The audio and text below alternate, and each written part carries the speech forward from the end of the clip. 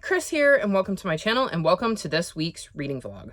So we're still taking part in Realmathon, though we're getting very close to the end of April, so it is almost time to wrap that up. My focus for the rest of April is to just really finish my TBR. It would be great if I could finish it before the end of April, so I could have a few days where either didn't need to read anything if I didn't want to, or I could just mood read whatever I was interested in at the time. My main goals first are to finish Bone Ship's Wake, Tristan Strong Keeps Punching, and The Rose Code, since I'm currently in the middle of these three. I would like to get back to Crossbones. I would hold that up, but it is across the room, and I would have to disturb several cats to get to it. I started reading that, I think, back in January, and I was enjoying it, but other books took precedence over that. I also have this month's picks for the Lost Books Club, which are These Rebel Waves and Born at Midnight to try, so hopefully I can get to them as well. As for the other two books I would really like to get to, and these are definitely priorities, is So This Is Love, which is the last book off of my TBR, and it is a Twisted Tale Cinderella retelling, and it says, what if Cinderella never tried on the glass slipper? So I definitely plan to get to that. And then the other one is the last of my last round of 5-star predictions, which is Firekeeper's Daughter. The reason I haven't gotten to this yet is because I've heard the audiobook is fantastic, and given that it follows, I believe, Ojibwe. Yes, Ojibwe characters, I thought it would be really cool to listen to the audiobook so that the pronunciation of words was correct, and I had to wait until today, actually, for it to be available on Scribd because I'd used so many titles from Scribd last month. So I'm hoping to get to this week and listen to the audiobook because I've heard the audiobook is really, really good. So that is my goal for this week's vlog. And if I can do that, I will actually have a few days where I can just not read if that's what I feel like doing.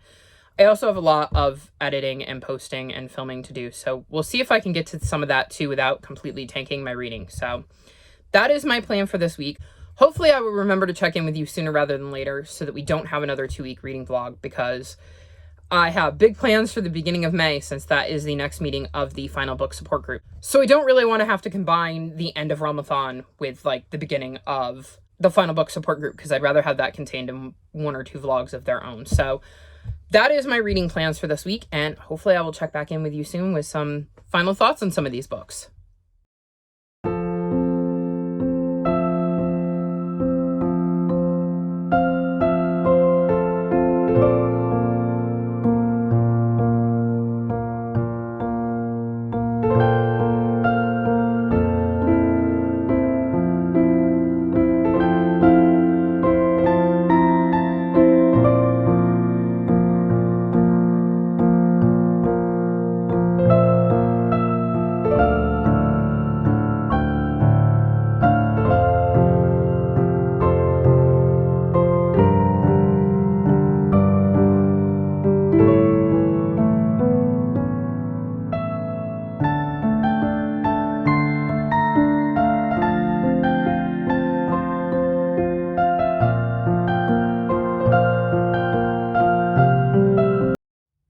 So it is around 2 a.m. on Friday morning, and it is time to wrap this vlog up because I don't want another 2-week vlog for Realmathon.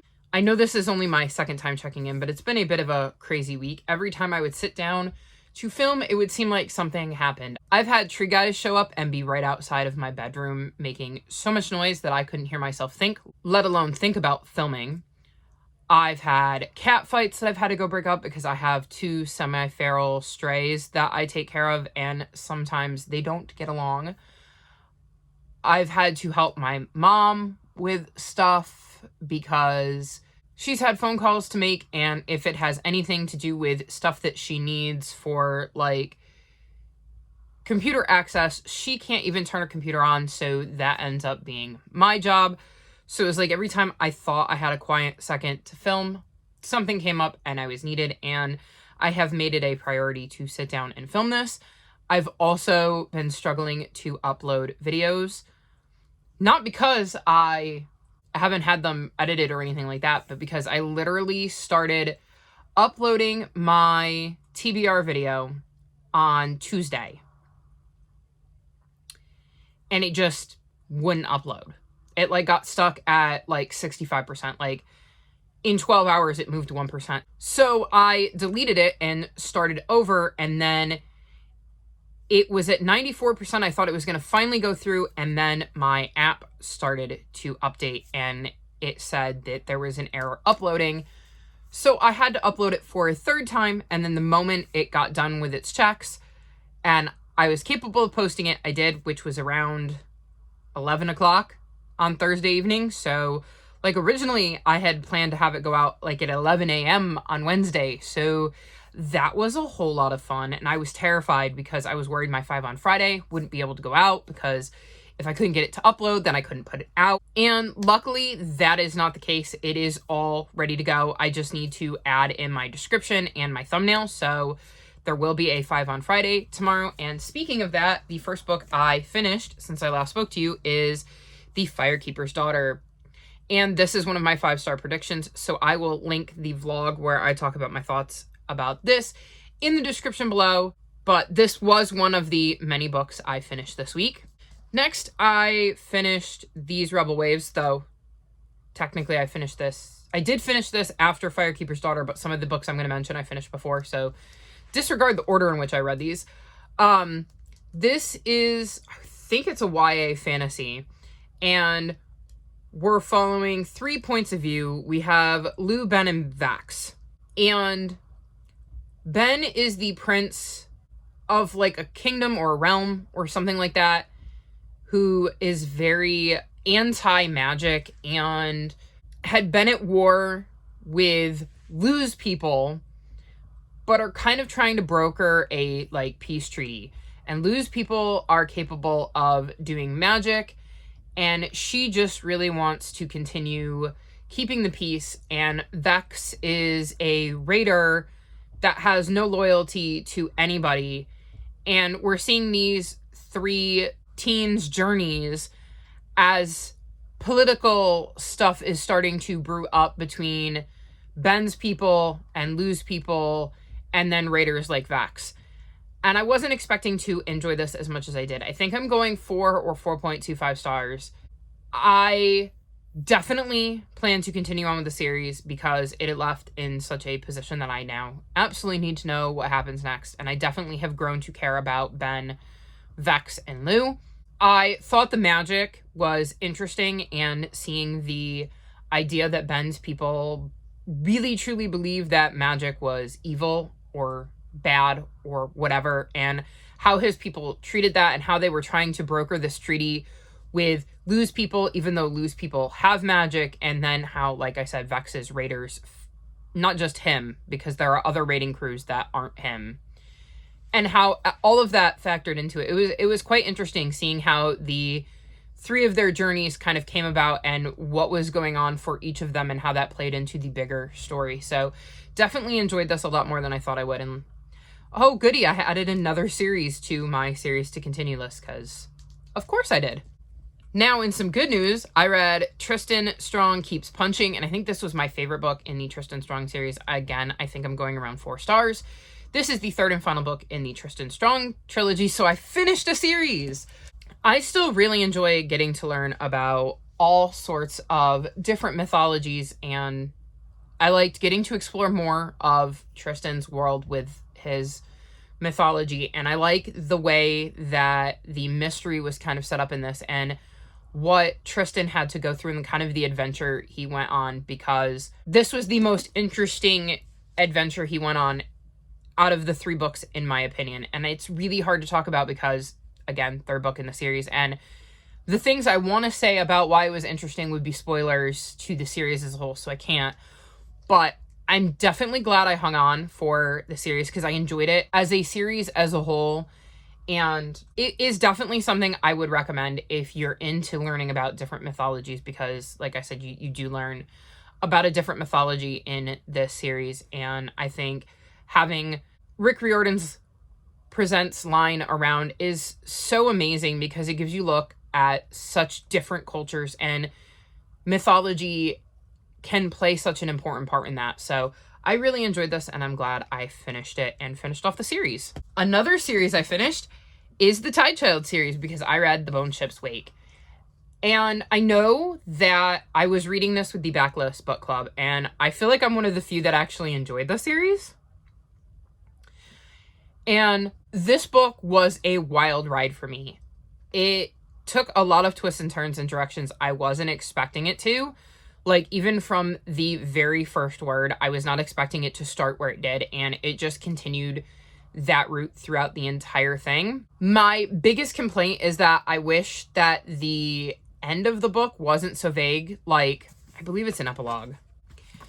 Yeah, there's an epilogue at the end, and I'm still not quite sure what happened in that epilogue with the way it was written, so that left me a little confused, so I think I'm still going around 4 stars, but up until that point, it had been like 4.5, so the confusing epilogue definitely brought my rating down a little because I'm not quite sure what happened in it, and I can't, again, say anymore without spoiling it. But if you have read this series and you know what I'm talking about, I would love to chat with you about the epilogue because, like I said, it is quite confusing to me because I'm not sure what happened, but I enjoyed this series more than apparently most of the people I was reading it with, and that's all right. It was worth my time, and even if everybody else hated it and I enjoyed it, it would still be worth my time because I enjoyed it, and at the end of the day, that's all that matters. So that's all the books I've finished this week. As for books I'm reading, I am on page 217 of So This Is Love. This is a Twisted Tales Cinderella retelling where we find out what happens if Cinderella never tried on the glass slipper. So we get to see the iconic scene where she meets the prince at the ball and then runs away because it's midnight.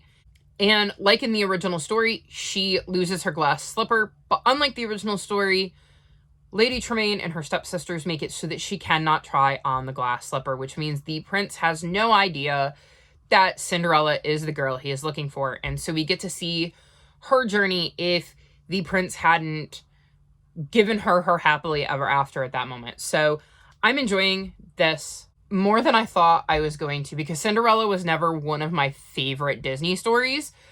But I am finding this quite intriguing, and I like the way it is set up and the journey that Cinderella has been sent on due to the twist in the story. And I'm going to be very, very curious to see if she gets her happy ending despite not trying on the glass slipper and what that happy ending looks like and how similar it is to the happy ending she got in the movie if she does get it. So I am definitely enjoying this, and I have 2 more days to finish this, or I would have to take a punishment, but I don't anticipate that happening.